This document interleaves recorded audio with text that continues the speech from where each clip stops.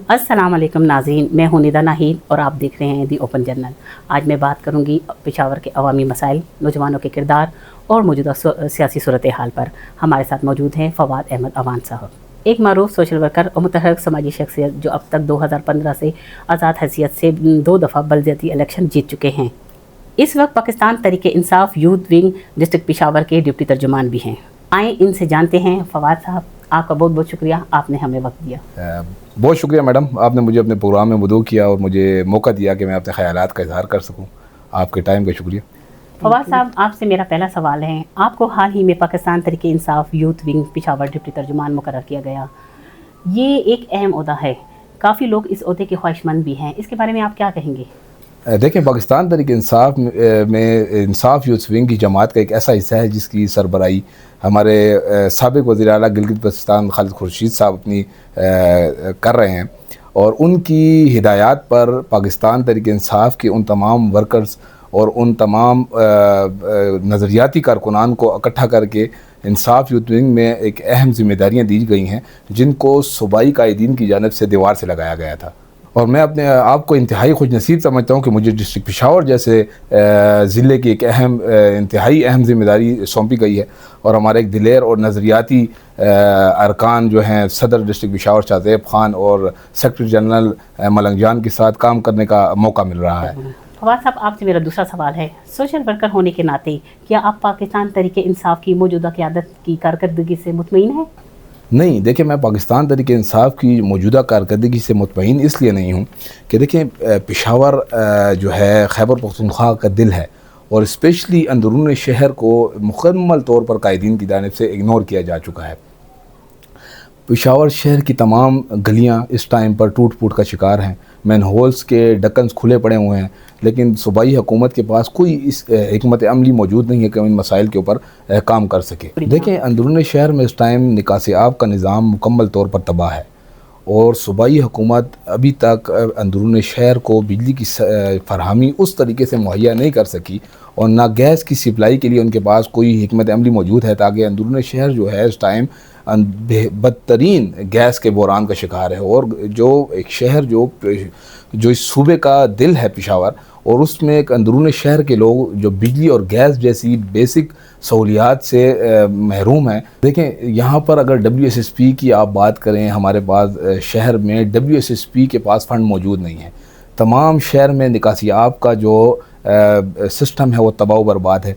तमाम पाइपलाइनें जो हैं पानी की बिल्कुल तबाह बर्बाद हैं। WSSP इस टाइम पर सिर्फ पाइप के ऊपर रबड़ लगाने तक ही महदूद है, और वो भी अगर आप स्टाफ से देखेंगे तो स्टाफ ये कहेंगे कि वो अपनी जेब से लगा रहे हैं। तो लिहाजा इतने बड़े इदारे का वजूद होना और उन पे लाखों करोड़ों रुपए की तनख्वाहें देने के बावजूद अगर WSSP को वो तमाम फंड्स नहीं मुहैया किए जा रहे और एक इदारा काम नहीं कर रहा, तो उसको आवाम के ऊपर एक बोझ बनाया गया है, ताकि एक पाइपलाइन तब्दील नहीं हो पा रही, आयरन टाकी चेंज नहीं हो पा रही। अगर आप देखें जो उनकी बेसिक चीज़ें हैं जो उनको करने की ज़रूरत है तो वो नहीं कर पा रहे। तो देखिए, मैं अपने इलाके नेबरहुड 35 की बात करता हूँ, मैं लाखों रुपए के अभी तक जो नालियों के ऊपर ढक्कन में लगा चुका हूँ, कई सालों से मैं कंटिन्यूसली लगा रहा हूँ। इसके अलावा मैं लाखों रुपए की स्ट्रीट लाइट्स अपने इलाकों में लगा चुका हूँ। अभी ये रिसेंटली रमज़ान में मैं अभी तक 1.5 लाख रुपए के सिर्फ बल्ब, 400 के करीब मैंने बल्ब, तारों के बंडल, होल्डर, ये सब कुछ मैं अपनी जेब से तमाम अपनी प्राइवेट टीम के ज़रिए लगवा रहा हूँ। ठीक है, ले अगर हमने ये सब चीज़ें हमने खुद करनी है तो हमें हुक्मरानों की फिर क्या ज़रूरत है जिनको हम वोट दे के सामने लाते हैं। ये जो बेसिक शहर के मसाइल हैं, अगर हम जैसे लोग निकल के ये काम नहीं करेंगे, उनके मसाइल हल नहीं करेंगे, तो आया आवाम ने और क्या करना है। अच्छा, आप ये देखिए कि हमारा क्वालिटी ऑफ वर्क की अगर हम बात करते हैं, आज से 1980 की दिहाई में आपने अक्सर देखा होगा पेशावर शहर में मुख्तलिफ जगहों पर हेलोजीन आपको बल्ब लाइटें नज़र आएंगी। ये मेरी 90s की पैदाइश है, और ये लाइटें 80s की दिहाई से लगी हुई हैं। अच्छा। क्या वजह है कि ये लाइटें आज तक ख़राब नहीं हुई? देखिए, आप बात करते हैं ना कि आप क्वालिटी और ईमानदारी की बात करते हैं, तो जो चले उन बेईमानों ने उस टाइम पे जो लाइटें लगाई थी वो आज तक चल रही हैं। लेकिन हमारा इस टाइम लम्हा फ़िक्र क्या है कि हमारा यहाँ का जो निज़ाम है और हमारा जो आजकल का MPA MNAs का फ़ंड का सिस्टम है, किसी ने आज तक इलाके के बेसिक मसाइल को संजीदगी से हल करने की कोशिश नहीं की, प्लान नहीं किया।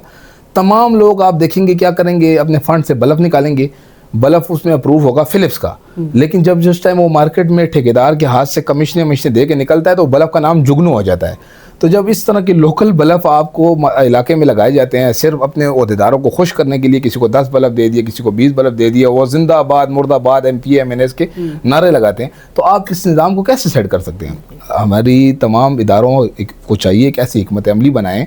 تمام نظام کو اثر نو سیٹ کریں، تمام اسٹریٹ لائٹ کے نظام کو اثر نو سیٹ کریں، تمام وابڈا کے نظام کو، جو تاروں کے جنجال بنے ہوئے ہیں گلیوں میں، بے شک آپ کی صوبائی گورنمنٹ کے انڈر نہیں آتا، آپ کے پاس فنڈ موجود ہیں، آپ اپنے فنڈ میں سے کچھ پیسے نکالیں، مختص کریں۔ آپ کے علاقے میں تمام آئرن ٹاکیاں کھلی پڑی ہوئی ہیں، آپ لوگ لاکھوں روپے کے فنڈ لگاتے ہیں، فلاں علاقہ بنا دیا، فلاں علاقہ بنا دیا، فلاں ناظم کو خوش کر دیا، فلاں کونسلر کو خوش کر دیا، تو ہمارے وزیر اعلیٰ صاحب کو چاہیے، ہمارے جو MPA منسٹر صاحب کو چاہیے کہ اپنے فنڈ میں سے ایک ایسا PC1 تیار کرائیں، ایک ایسی چیز، ایک ایسا پروپوزل تیار کروائیں کہ اس میں آپ ہزاروں کی تعداد میں آئرن ٹاکیوں کے اپروول کرائیں۔ آپ علاقوں میں ایک تعمیرات کے علاوہ تمام علاقوں میں جو بیسک مسائل ہیں، میں نے جیسے ذکر کیا، آئرن ٹاکی کا مسئلہ ہے، اسٹریٹ لائٹ کا مسئلہ ہے، صرف بلب نہ لگائیں، اس کے پراپر سسٹم میکانزم تیار کریں، سیٹ کریں، پائپ لائنوں کے لیے جیو ٹیگنگ کریں، آپ اس کو سرچ کریں نیچے کہ کہاں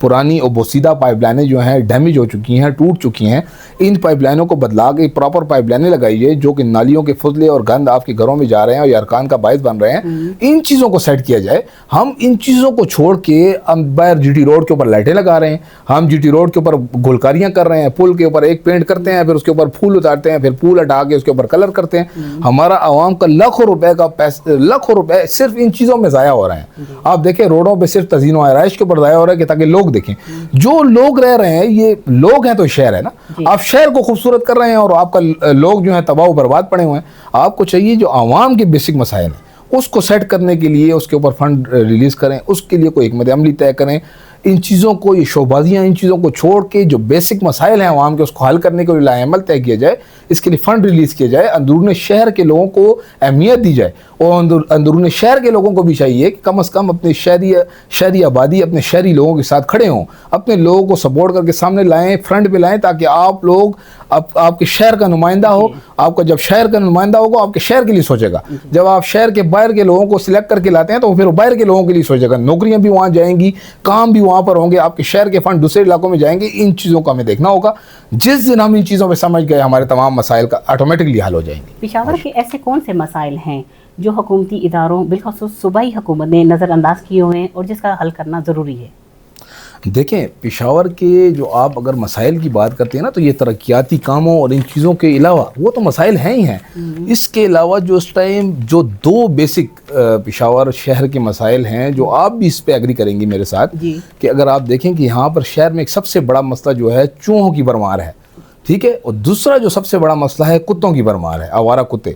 دیکھیں ہمارا اس ٹائم لمحہ فکریہ یہ ہے کہ ہمارا پورا پشاور شہر اس ٹائم چوہوں سے بھرا ہوا ہے۔ شہر جو خیبر پختونخوا کا پشاور دل ہے، اور پھر دل جو ہے اس میں پشاور سٹی جو کہ ایک تاریخی اہمیت کا حامل ہے، اور وہاں پر پشاور شہر میں چوہوں کی ایسی بھرمار ہے کہ نہ کوئی ہماری بہن، نہ کوئی ہمارا بھائی بزرگ اپنے گھر کا دروازہ کھلا چھوڑ سکتا ہے، نہ کمرے کا دروازہ کھلا چھوڑ سکتا ہے۔ آئے دن آپ دیکھیں کہ کیسز رپورٹ ہو رہے ہیں، کسی نومولود بچے کا کان چوہے کھا گئے، کسی کا چہرہ کھا گیا۔ ابھی ریسنٹلی لاسٹ منتھ ایک کیس سٹی میں رپورٹ ہوا جس کا پورا چہرہ چوہوں نے کھا لیا۔ تو دیکھیں اس کے علاوہ اگر آپ دیکھیں یہ کتوں کا، آوارہ کتوں کا ایک بہت بڑا مسئلہ چل رہا ہے۔ صبح صبح اسکول کی بچیاں اسکول کے لیے نکلتی ہیں، ٹیچرز ہیں ہماری بہنیں جو جاتی ہیں، بزرگ ہیں جو نمازوں کے لیے نکلے، آوارہ کتے ہیں جو کاٹ رہے ہیں لوگوں کو، پیچھے بھاگ رہے ہیں۔ لیکن افسوس یہ ہے کہ ہماری حکومت، ہمارے محکمے، ہمارے AC DC صاحبان، ان کو یہ مسائل ہی نہیں لگتے۔ دیکھیں جب آپ کی ایک سمپل آپ کے پاس ایک مثال ہے کہ جب ہمارے پاس یہاں پر کورونا کی وبا آئی، تو جب کورونا کی وبا آئی تو تمام حکومت و ادارے اور جتنے بھی ہمارے AC DC صاحبان نے تمام چیزوں کو پس پوچھ رکھ کے، ہمارے وزیر اعلیٰ صاحب نے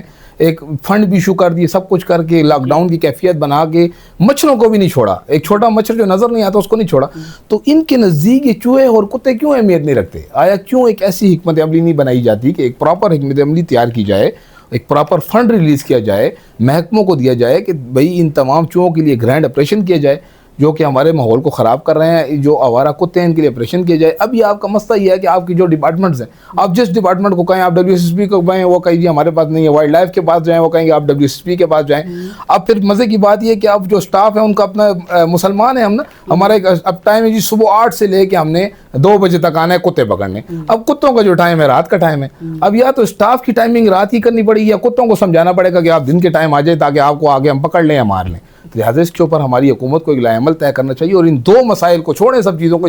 ان دو مسائل کو حل کرنے میں کوئی رستہ نکالنا چاہیے۔ کیا آپ کو لگتا ہے پاکستان تحریک انصاف کی موجودہ قیادت عمران خان کو رہا کروانا چاہتی ہے؟ دیکھیں بات ایسی ہے کہ اس ٹائم پہ پاکستان تحریک انصاف میں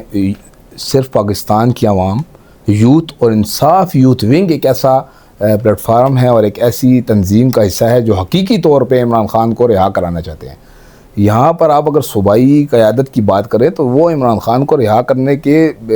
نظر ہی نہیں آتے کہ وہ رہا کرنا چاہتے ہیں، اور حقیقت بھی یہ ہے کہ ان سب کو پتہ ہے کہ جب تک عمران خان جیل کے اندر ہے ان سب کی سیاست چل رہی ہے۔ حقیقت، اور اگر حقیقت پہ بات کی جائے تو یہ تمام جتنے بھی ہمارے قائدین ہیں کچھ اراکین کو چھوڑ کر وہ صرف اور صرف عمران خان کو بیچ رہے ہیں، اور ان کو جتنا جس سے بیچا جا رہا ہے وہ بیچا جا رہا ہے، وہ بیچ رہے ہیں اپنے آپ سے۔ دیکھیں حقیقت یہ ہے کہ اگر آپ ذرا سا دیکھ لیں کہ اگر عمران خان کے لیے کوئی ایک کال دی جاتی ہے، اگر وہ کسی بھی وزیر اعلیٰ کی طرف سے کال دی جاتی ہے، کسی عہدیدار کی طرف سے، تو ہم سب کی جو پاکستان تحریک انصاف کی جو ورکرز ہیں اور پاکستان تحریک انصاف کے قائدین ہیں ان کی کیا پرفارمنس ہے۔ آپ اتنا دیکھ لیں کہ جب اوپر سے کال دی جاتی ہے تو کوئی بھی عمران خان یہ نہیں نکلتا۔ اگر آپ کا نیبرہڈ لیول پہ صدر ہے تو آپ اس کو ٹاسک دیتے ہیں کہ اتنے بندے نکالیں، تو وہ کیا کرتا ہے یہاں پر صرف ایم پی اے کو شو کرنے کے لیے اپنے بندوں کو اکٹھے کرتا ہے، اپنے علاقے سے نکل کے مخصوص پوائنٹ تک پہنچ کے وہاں پر ویڈیو تصویریں بناتا ہے۔ اس کے بعد جب ایم پی اے کا قافلہ روان ہوتا ہے وہ سارے لوگ تتر بتر 2-3 مین بندے ان کے ساتھ۔ اسی طرح جو آگے آپ کے ایم پی اے ہیں وہ آگے وزیر اعلیٰ کو یا اس سے آگے جو نمائندے ان کو اپنے آپ کو شو کرنے کے لیے اپنے اسی طرح ویڈیوز قافلے روڈوں میں بناتے ہیں، اور جب موقع پہ پہنچتے ہیں وہاں سے پیچھے آدھے سے زیادہ لوگ غائب ہو جاتے ہیں۔ حقیقت یہ ہے کہ کوئی بھی عمران خان کے لیے نہ سیریس ہے نہ سنجیدہ ہے۔ یہاں پر ایک بازار گرم ہے، تمام لوگ اپنی اپنی سیاست چمکا رہے ہیں، سب لوگ یہ بس یہ چاہتے ہیں کہ ہم جتنا اس عمران خان کی قید سے فائدہ لے سکتے ہیں اور اپنی سیاست کو چمکا سکتے ہیں چمکا لیں۔ جس دن عمران خان باہر آنا ہے ان سب کی دکانیں بند ہو جانی ہیں، اور یہ چاہتے نہیں ہیں، یہ چاہتے ہیں جو نظام جس طرح چل رہا ہے وہ چلتا رہے۔ فواد صاحب، آخر میں آپ عوام کو کیا پیغام دینا چاہیں گے؟ دیکھیں عوام کو میں یہ پیغام دینا چاہوں گا کہ ہمیں اپنی سیاسی وابستگیوں سے بالاتر ہو کر جو ایک پولیٹیکل ٹریپ ہے جو ہم عوام کو ایک صدیوں سے یہی چلتا آ رہا ہے، پاکستان میں سالوں سے یہ چیز چلا آ رہا ہے کہ ہم لوگ سیاسی پارٹیوں میں جکڑ کر ایک دوسرے کے ساتھ لڑائی جھگڑے ان چیزوں میں پڑ جاتے ہیں۔ ہمیں چاہیے کہ علاقائی سطح پر اپنے آپ میں اتحاد قائم کریں، تمام پارٹیوں کو بالاتر رکھ کر اپنا ایک بھائی چارہ بھائی ولی کو قائم رکھیں۔ ہمیں چاہیے کہ اپنے جو سیاسی نمائندگان ہیں ان کو کسی کے سر کے اوپر نہ کوئی ایک دوسرے سے لڑے، نہ خفا ہو نہ خوش ہو۔ آپ ان سیاستدانوں کے ساتھ سیاست کرنا شروع کر دیں تو آپ کا نظام بالکل سیٹ ہو جائے گا۔ ہر ایک کو بولیں کہ آپ زبردست ہو، آپ کو چاہیے، آپ کا کام ہی نہیں ہونا چاہیے کہ فواد کون ہے، فلاں کون ہے، دوسرا کون ہے۔ ہر کسی کو کہیں آپ بیسٹ ہیں، جس سے آپ کام لے سکتے ہیں اپنے علاقے کا کام لیں، چاہے وہ ایک کالا چور ہو آگے اگر آپ کے علاقے میں کام کر رہا ہے، آپ کے علاقے کی بہتری کر رہا ہے، اس کو سپورٹ دیں اور اپنے آپ کو اور اپنے علاقے کو پیورٹی دیں، اپنی فیملیز کو پیورٹیز دیں، اپنے بچوں کو پیورٹیز دیں۔ ان سیاسی چیزوں میں آ کے آپس میں لڑائی جھگڑے نہ کریں اور مل بانٹ کر اپنے علاقے کے ماحول کو سیٹ کریں اور سیاستدانوں کے ساتھ سیاست کرنا سیکھیں۔ جب آپ ان سیاستدانوں کے ساتھ سیاست کرنا سیکھیں گے تو یہ آپ کو دھوکہ نہیں دے سکیں گے اور نہ آپ کے کبھی کام رکیں گے۔ فواد صاحب، آپ کا ایک بار پھر شکریہ کہ آپ نے اپنے قیمتی وقت میں سے ہمیں ٹائم دیا۔ ناظرین، آپ نے فواد امان کے ساتھ ہماری گفتگو سنی۔ انشاءاللہ ایک نئے پروگرام کے ساتھ ایک نئے مہمان کی آپ سے ملاقات کرائیں گے۔ تب تک کے لیے ہمیں اجازت دیجیے۔